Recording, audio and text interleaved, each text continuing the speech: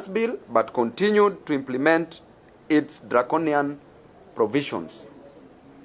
He deceitfully dissolved his cabinet on grounds of incompetence, only to reappoint the same crooks.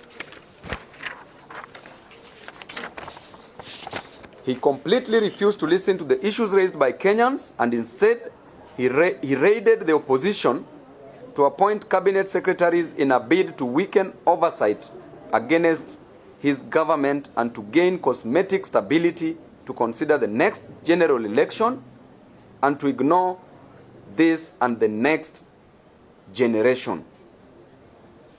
No Gen Zs were nominated in this cabinet. No gender rule considered, thereby discriminating on women. Persons with disabilities were not considered. The only disabilities which were considered were mental disabilities, which were considered in the current cabinet.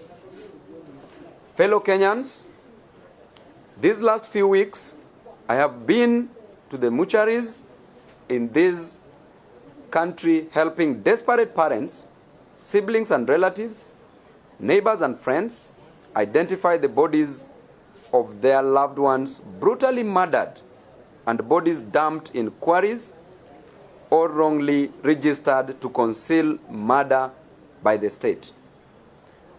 I have stood by parents and communities burying young Kenyans killed by President Ruto and his rogue policemen, following insane commands of people we put in office to secure our lives.